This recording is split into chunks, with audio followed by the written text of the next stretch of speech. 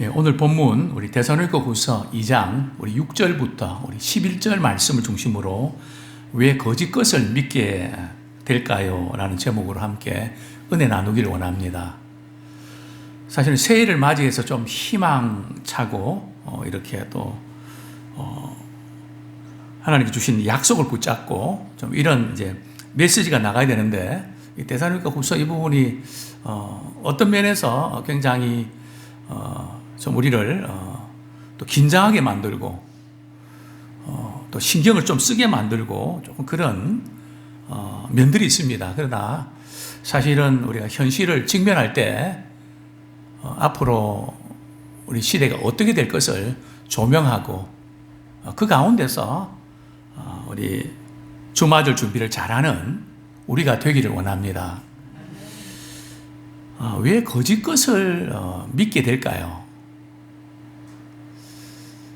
진리를 이렇게 믿는 것보다 거짓을 믿는 그런 것이 좀 뛰어난 시대가 아닌가. 그런데 우리가 어떻게 이 거짓과 진리를 분별할 수 있는가? 은행 직원들이 말이죠. 위조 지폐와 진짜 지폐가 구분하는 법 아시죠? 요즘 기계로 또 판독도 하지만 이전에 그런 게 있었나요? 어떤 사람이 진짜 지폐인지 위조 지폐인지 잘 판독할 수 있을까요? 진짜 지폐를 많이 만져본 사람. 그럼 벌써 이게 감각이 다르네요. 제 같은 경우는 오래전부터 우리 교수님 조교로 있으면서 참 교정을 많이 했습니다.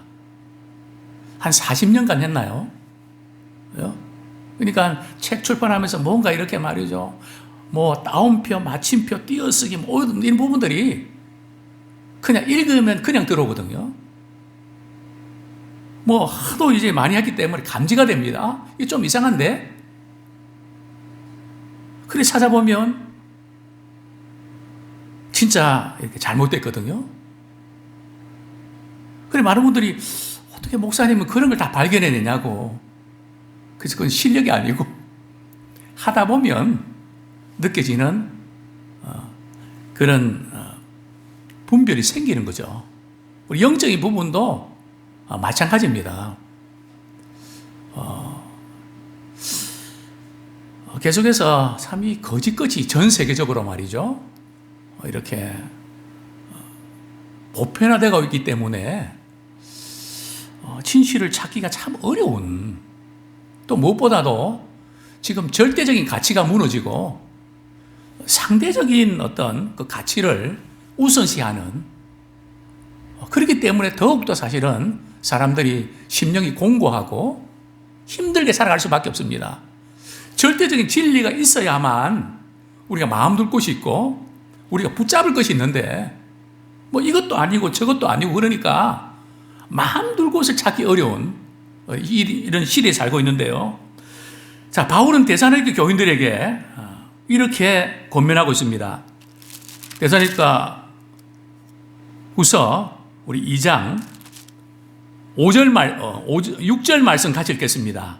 6절 7절 시작. 너희는 지금 그로 하여금 그의 때에 나타나게 하려 하여 막는 것이 있는 것을 아나니 불법의 비밀이 이미 활동하였으나 지금은 그것을 막는 자가 있어 그 중에서 옮겨질 때까지 하리라.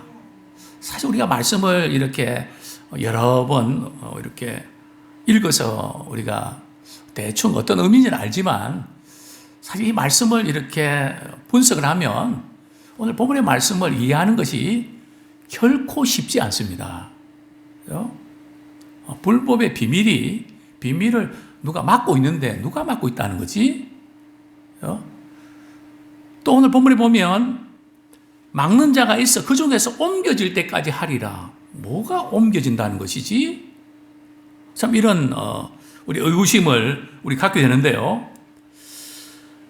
오늘 이 본문의 의미는 마지막 시대에 분명한 것은 적그리스도가 나타나기 전에 이미 불법의 비밀이 활동하기 시작합니다. 적그리스도가 나타나는 것은 이제 본격적으로 아주 이렇게 극단적인 것을 향해서 이제 나가지만 그 전에서 계속해서 불법의 비밀이 활동하고 있거든요. 이미 불법의 비밀이 활동을 하고 있습니다. 그러나 이 모든 것은 하나님의 그 계획과 또 하나님의 역사심 그 안에서 이루어지고 있다는 거죠. 그래서 여기에 막는 자라고 하는 것은 해석이 많습니다. 그러나 전체 문맥을 볼 때 이것을 막는 자가 누굴까요? 이 세상이 불법이 성행하고 그런 가운데도 그냥 풀어놓지 않고 말이죠. 완전하지는 않지만 제동을 걸고 있는, 그래서 지금 우리 여기까지 올 수 있는 겁니다. 왜냐하면 그냥 두면 큰일 나거든요. 근데 성경에 보면, 요한계시록에 보면 네 천사가 말이죠, 바람을 불게 하는데 얼마 동안 불지 못하도록 지시하지 않습니까?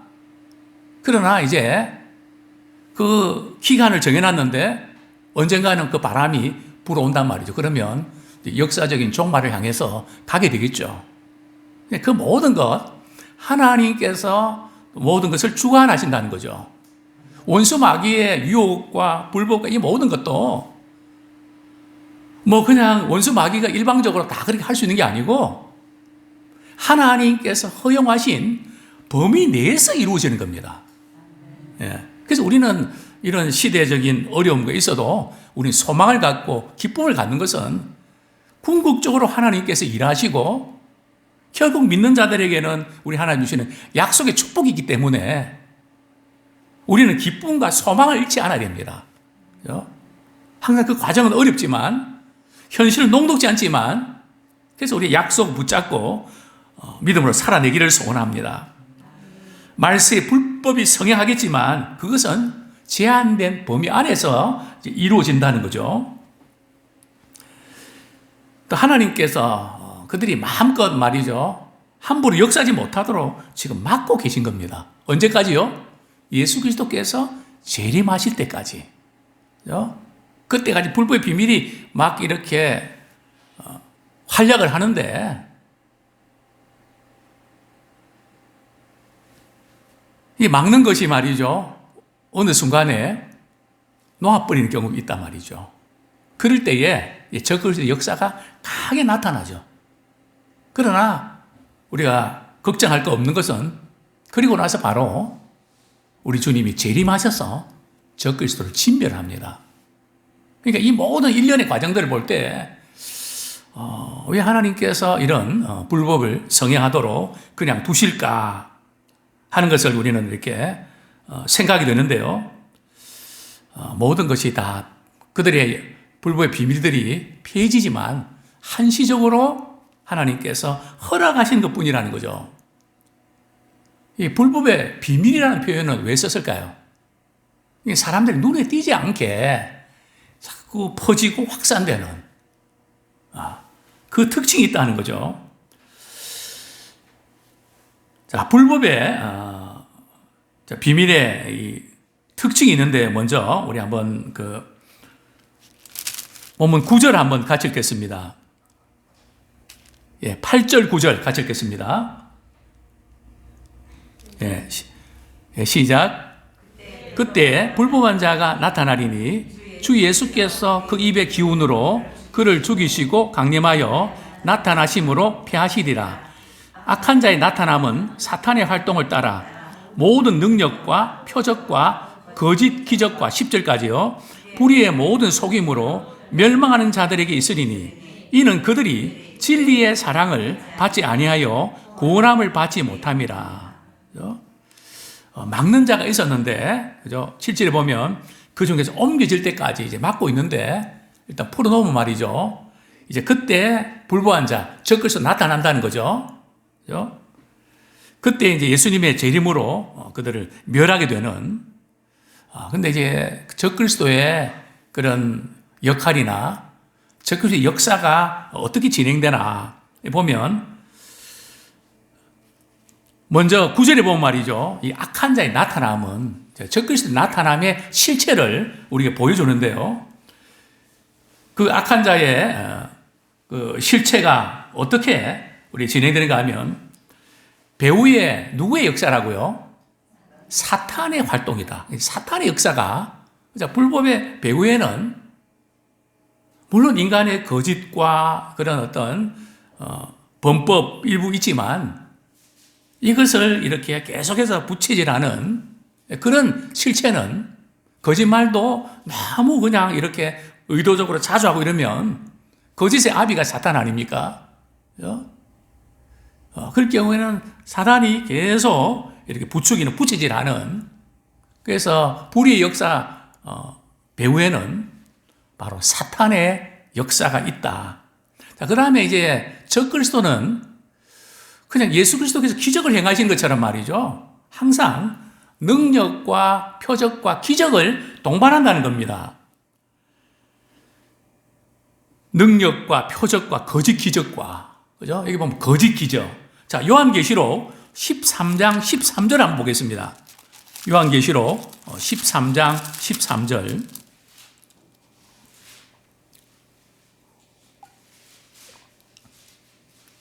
같이 읽겠습니다. 시작. 큰 이적을 행하되 심지어 사람들 앞에서 불이 하늘로부터 땅에 내려오게 하고 14절. 짐승 앞에서 받은 바 이적을 행함으로 땅에 거하는 자들을 미혹하며 땅에 거하는 자들에게 이르기를 칼에 상했다가 살아난 짐승을 위하여 우상을 만들라 하더라. 그죠? 칼에 상했는데 다시 살아나는 뭐 그런 이적을 행하는. 그죠? 그러니까 사람들이 볼 때는 야 정말 이 하나님의 종이 아니고는 메시아가 아니고는 이런 일을 누가 할 수 있냐. 그러면서 이제 미혹당하는 그럴 때가 올 것을 말씀하고 있는데요. 그 다음에 10절에 보면 불의의 모든 속임으로, 그죠? 불의한 것인데 이게 마치 진실인 것처럼 그것을 속인단 말이죠. 그래서 거짓 것을 이제 믿게 하는 거죠. 그러나 분명한 것은 성경 말씀합니다. 그들의 결국은 뭐라고요? 멸망하는 자들에게 있으리니. 결국은 멸망하는. 우리 지난 주일에도 말씀드렸지만은 거짓 선지자가 먼저 이렇게 지옥에 들어가고요. 그 다음에 사단이 들어갑니다. 이 순서가 있거든요. 최종적으로 이제 사단이 이제 지옥불에 들어가게 되는데 어쨌든 적그리스도의 실체는 사단의 역사하심으로 결국은 그들은 멸망하는 그런 자리에 이제 들어가는 것을 우리에게 보여주는데요. 그렇습니다. 그런데 이 불의의 불법의 비밀이다. 이 실체는 뭘까요? 그들이 이렇게 불법을 자행하는 목적이 뭔가? 그 목적은 성도와 하나님과의 관계를 깨뜨립니다. 그죠? 성도와 하나님과의 관계를 이간질시킨단 말이죠. 그래서 하나님 의심하게 만들고 하나님 불신하게 만들고 믿음에서 떨어지게 만드는.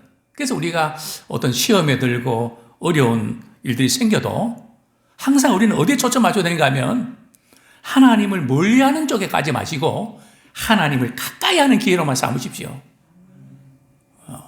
그것이 우리 영혼이 사는 길입니다. 힘들고 어려워서 다 만세가 귀찮고 사람 만나는 것도 귀찮고 뭐 그냥 예배 드리는 것도 귀찮고 기도하는 것도 귀찮고 이럴 때가 사람에게 있을 수 있거든요. 그러나 이 사단의 실체는 하나님과 사람과의 관계, 성도의 관계를 가깝게 되지 못하도록 그냥 이간질시키는. 그래서 성경은 누가 복이 있다고요? 하나님을 가까이 하는 자가 복이 있다. 그래서 우리는 다른 어떤 것보다 하나님을 가까이 하는 이 불법의 비밀은 점점 시대가 말이죠. 하나님 멀리하도록 그렇게 돌아갑니다. 우리 중세 시대와 오늘 현대 시대를 비교하면 중세 시대는 마르틴 루터 같은 경우는 천둥번개가 치면서 말이죠. 비 오는 날 루터의 친구가 즉사를 합니다. 그죠? 천둥번개 앞에서도 두려워할 줄 아는. 그러나 지금 이 시대는 천둥번개 칠 때 두려워합니까? 뭐 조금 이제 소리가 크고 이래서 겁은 나지만 별로 걱정 안 합니다. 그러니까 점점 하나님을 두려워하지 않는 그런 문화로 가고 있다는 거죠. 르네상스 혁명 이후에 하나님 중심보다는 인간의 휴머니즘, 인간 중심을 갖기 때문에 하나님을 가까이 하는 이 부분이 점점 어려워지는, 그게 불법의 최종 목표입니다. 자, 그러면 왜 사람들이 말이죠, 거짓을 믿을까요? 자, 여기서 이 거짓은 거짓말하는 그런 단순한 어떤 도덕적인 문제일까요? 성경에서 이 거짓은 바로 우상숭배와 연결되어 있습니다. 하나님 위에 하나님과 같이 섬기도록 말이죠, 돈을, 다른 우상을 곁에 세우는. 그래서 항상 성경에 말씀하고 있는 거짓은 말이죠, 우리가 거짓말하는 그 부분도 없는 건 아니지만 성경에서 이 거짓은 바로 우상과 연결되어 있음을 보게 됩니다. 자, 로마서 1장 25절 한번 같이 읽겠습니다. 로마서 1장 25절.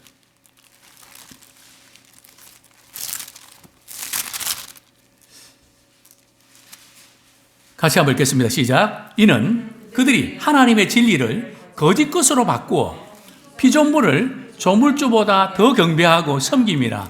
주는 곧 영원히 찬송할 이시로다. 자, 우리 23절 한번 보겠습니다. 23절 시작. 썩어지지 아니하는 하나님의 영광을 썩어질 사람과 새와 짐승과 기어다니는 동물 모양의 우상으로 바꾸느니라. 진리를 거짓 것으로 불의한 것을 바꾸는데, 사실 그 거짓의 실체가 하나님 위에 다른 것을 더 섬기고 경배하려고 하는, 거기에 더 마음이 빼앗기는, 그것이 이제 우상의 실체라는 거죠. 그쪽으로 우리 마음이 자꾸 빼앗기도록 그렇게 만든다는 거죠. 그 다음에 다시 본문 돌아옵니다. 우리 10절 같이 한번 읽겠습니다. 시작. 불의의 모든 속임으로 멸망하는 자들에게 있으리니 이는 그들이 진리의 사랑을 받지 아니하여 구원함을 받지 못함이라. 진리의 사랑을 받지 아니하여 구원함 받지 못한다. 그리고 11절에 보면 하나님이 미혹의 역사를 그들에게 보내서, 참 어려운 본문입니다. 미혹의 역사가 있기 때문에, 그래서 자꾸 거짓 것을 믿게 된다는 거죠. 그래서 성경이 이렇게 말씀합니다. 미혹의 영이라고 표현합니다. 미혹의 영이 어떤 영일까요? 귀신의 영을 가르치죠. 귀신을 가르치죠. 그냥 미혹시키는, 거짓말을 진짜인 것처럼 믿게 만드는. 근데 왜 이렇게 미혹의 역사를 받게 되는 걸까요? 오늘 본문에 보면 하나님이 미혹의 역사를 그들에게 보내사 거짓 것을 믿게 하시면, 진리 하나님이신데 사람들로 하여금 거짓 것을 믿도록 만든다? 이게 해석이 되시나요? 어떤 의미일까요? 그 앞에 있는 부분과 연결시켜 보셔야 되는데요. 진리의 사랑을 받지 않아요. 여기 진리의 사랑이 뭘까요? 즉 예수 그리스도를 믿음으로 구원을 받는 그것을 말하는 거죠. 복음을 말합니다. 복음을 받아들이지 않고 십자가의 그 사랑을 받아들이지 않는 거죠. 은혜의 복음을 자꾸 거절한다는 거죠. 계속 기회를 주는데도 불구하고 다른 것은 잘 받아들이면서 복음의 진리는, 구원에 이르는 진리는 자꾸 거부를 한단 말이죠.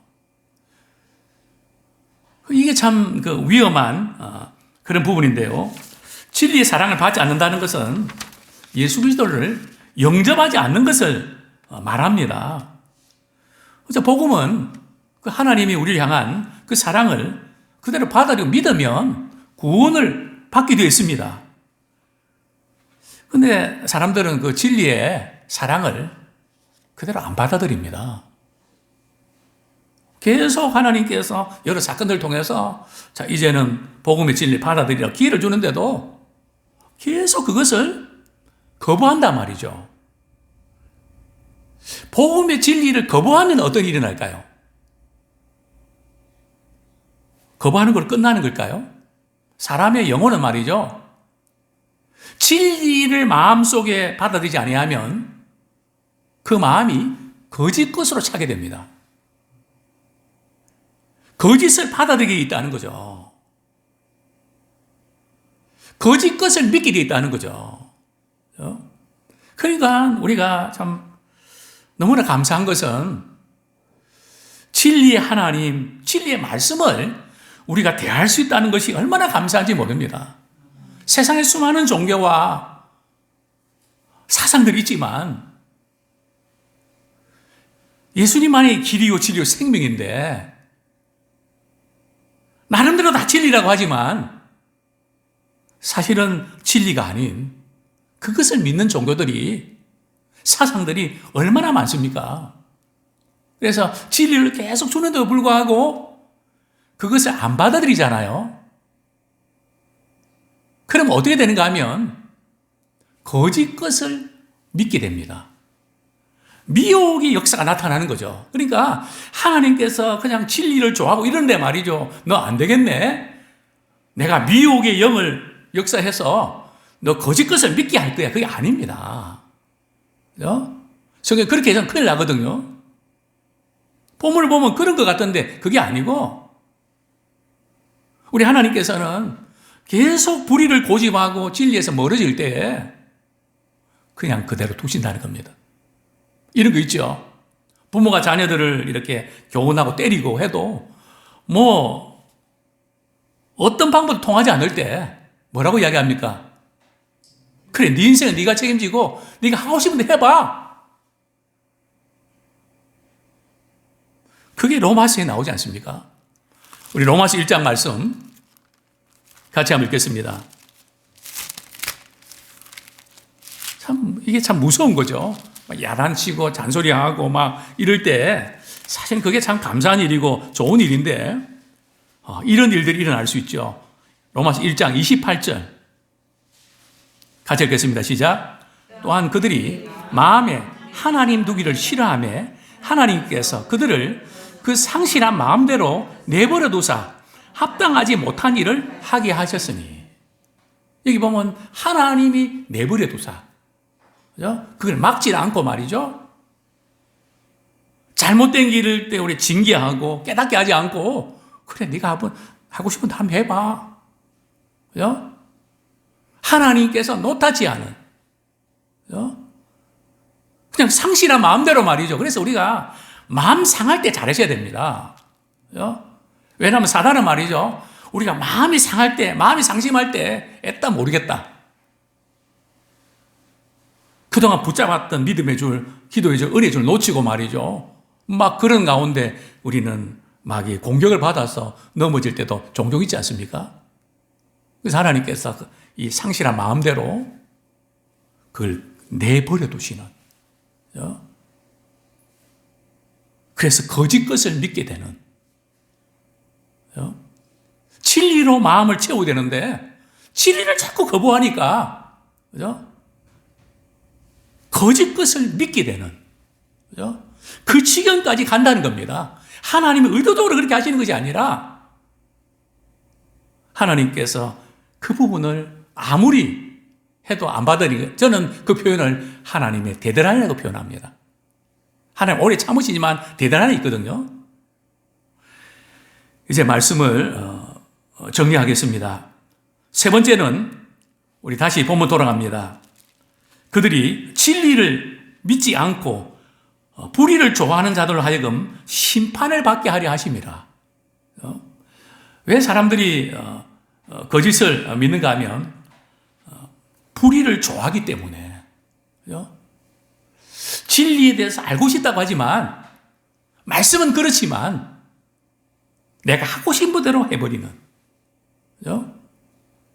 그게 자꾸 뿌리를 좋아한단 말이죠. 말은 뭐 이렇게 그럴듯하게 하는데, 뭐 간혹 그런 게 있지 않습니까? 목사님, 우리 교도 기도 열심히 하면 좋겠습니다. 그래서 기도 이렇게 스케줄 잡아놓고 열심히 기도합시다. 그러면 나올까요? 안 나올까요? 말이지. 마음은 원치 않는. 정말 이 불의를 좋아하는. 근데 불의를 좋아하면 뭐 할 수 없는 건가요? 성경은 말씀합니다. 마지막 날 하나님의 진노의 심판. 그러니까 불의를 좋아하는 것 자체가 심판입니다. 또 진리를 좋아하는 것 자체가 은혜입니다. 아무쪼록 참 어렵고 힘든 이 시대를 우리가 살아가고 있는데요. 우리는 이렇게 결단하면 좋겠습니다. 우리 진리로 불의를 이기는 자가 되기 원합니다. 불의로 진리를 자꾸 누르지 말고요. 진리로 불의를 이기는 자. 자, 두 번째는 복음을 받음으로 구원받는 자가 되기 원합니다. 어떤 것을 빼앗기지 아니하고 그리고 거짓과 불의를 단호히 거부하고 우리가 진리 편에서는 주님 편에서는 우리 모두가 되기를 소원합니다.